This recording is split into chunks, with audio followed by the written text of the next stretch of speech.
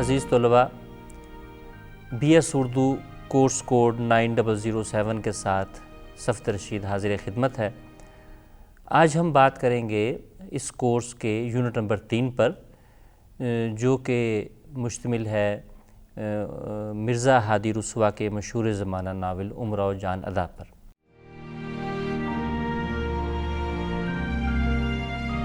مرزا ہادی رسوا کی پیدائش کے بارے میں محققین کا اختلاف ہے،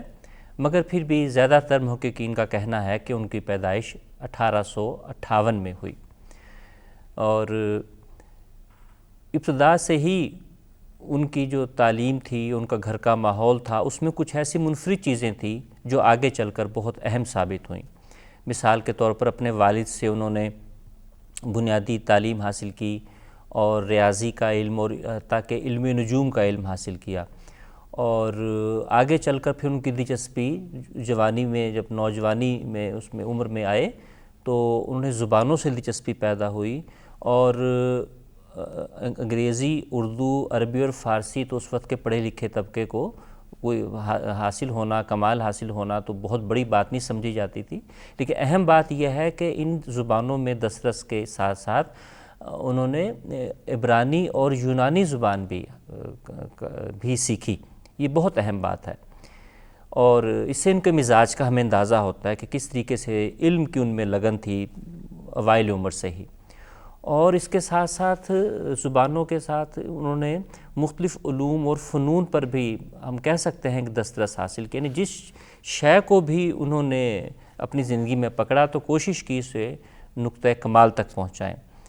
جس طرح ہم نے دیکھا کہ 6-7 زبانوں میں انہیں مہارت تھی، تو اسی طرح 6-7 فنون کے اندر بھی جو ہے وہ مہارت رکھتے تھے، حتیٰ کہ اپنے دور کے جو ایسے علوم تھے جن کی ابھی بہت زیادہ شہرہ نہیں ہوا تھا بر صغیر میں، جیسے علم نفسیات۔ اب آپ دیکھیے کہ ان کی پیدائش 1858 کی ہے، اور جب جوانی میں قدم رکھتے ہیں تو ان کی دلچسپی نفسیات سے بھی ہو جاتی ہے، جبکہ ابھی خود یورپ میں یہ علم ابھی اس پوری طرح رائج نہیں ہوا تھا،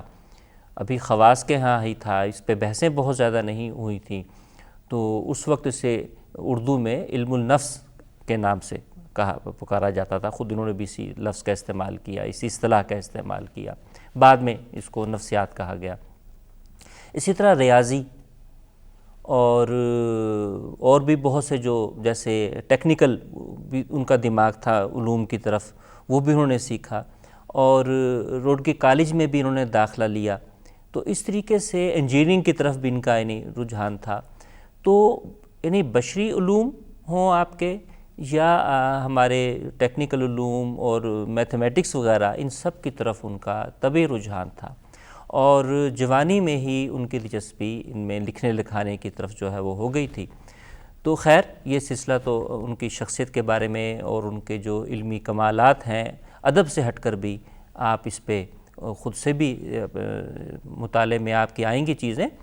اور جہاں تک ان کے شہرت ہے، جو ان کی اردو دنیا میں خاص طور پر جو ان کی شہرت کا سبب بنی، وہ ان کے ناول ہیں۔ ناول بھی انہوں نے خوب لکھے،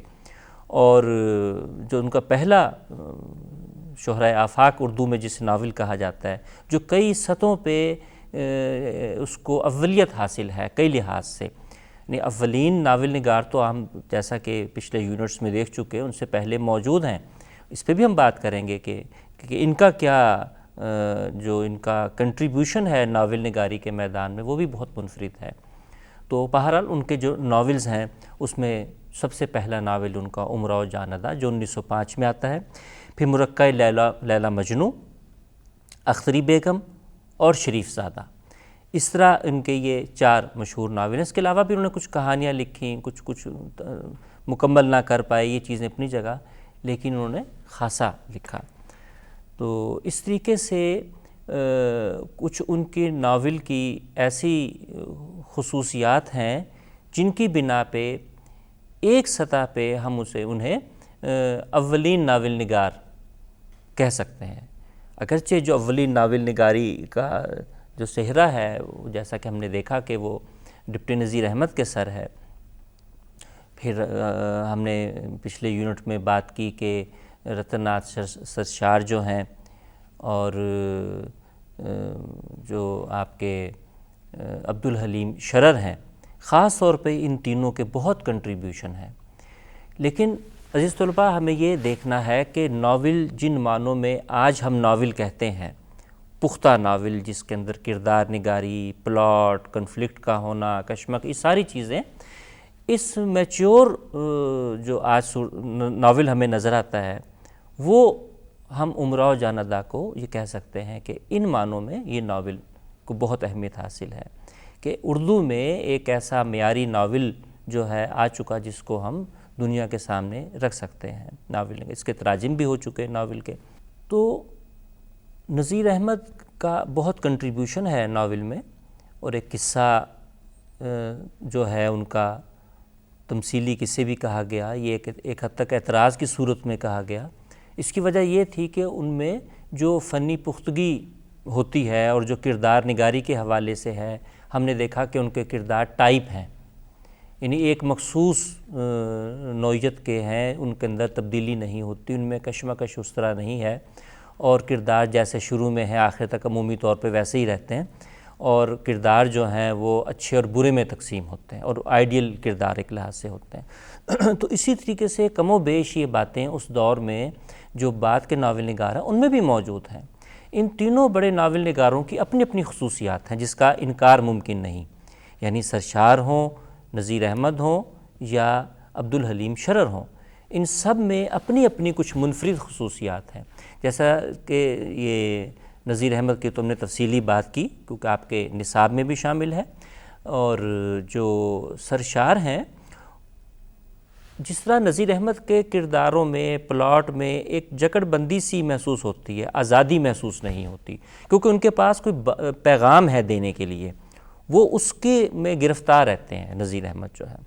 لہٰذا وہ کھلتے نہیں ہیں، آزادی کی فضا اس طرح نہیں ہے، یعنی اس میں جو موضوعات آتے ہیں وہ بہت نپے تلے انداز میں چیزیں ہوتی ہیں، کردار بھی جو ڈائلاگ بولتے ہیں، مکالمے جو ہیں، پلاٹ، ہر چیز جو ہے بڑی طے شدہ سی ہوتی ہے، ڈسپلنڈ جو ہے ہمیں نظر آتے ہیں چیزیں نذیر احمد کے ہاں، جبکہ سرشار میں ایسا نہیں ہے، اس کے اندر آزادی سی محسوس ہوتی ہے، کھلے، جسے کہتے ہیں ہم کھلے ڈلے ذرا انداز میں ان کے کردار بھی ہیں۔ وہ نذیر احمد کے ہاں اگر بہت زیادہ سنجیدگی نظر آتی ہے، متانت نظر آتی ہے، تو ان کے ہاں ہمیں ذرا ایک لائٹ ماحول، ایک خوشگوار سا ذرا زندگی کے قریب والا بھی محسوس ہوتا ہے۔ تو یہ ان کے کرداروں کی خوبی ہے، اور پلاٹ اگرچہ کمزور ہیں، ان کے کردار بھی اسی طریقے سے ان میں تقسیم ہے، لیکن کچھ انفرادی خصوصیات بہرحال حاصل ہیں سرشار کو، جو ہے لکھنوی مزاج کا، لکھنوی ماحول کا، اس دور کی تاریخ اگر ہم جاننا چاہتے ہیں تو وہ اس کے اندر خاص طور پہ لکھنوی کے معاشرے کی وہ موجود ہے، یہ اس کی خوبی ہے۔ جس طریقے سے دلی کے معاشرے کو اگر ہم دیکھنا چاہتے ہیں تو نذیر احمد کا جو ہے اس کے دور کو سمجھنا چاہتے ہیں، اسی طرح ان کے جو ہیں شرر، ان کے بھی بڑے مثالی کردار ہیں، ان کا مقصد ہے اسلام کا پیغام پہنچانا، اسلام کو فتح مند دکھانا، لہٰذا وہ کردار بہت ہمیں آئیڈیل نظر آتے ہیں،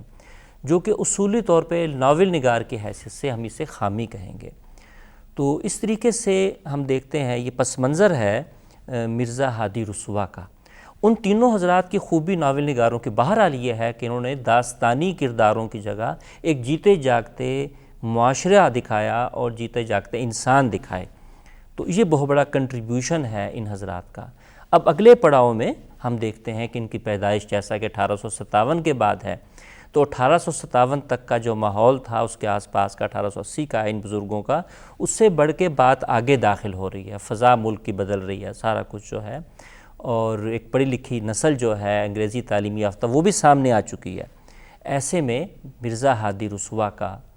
اور ان کے ناول ہمارے سامنے آتے ہیں۔ تو عزیز طلباء، اس کے ساتھ ہی ہم اپنی اس بات کو ختم کرتے ہیں، اور ہم اس پہ مرزا ہادی رسوا اور ان کے ناول پر ہم بات کا سلسلہ جاری رکھیں گے۔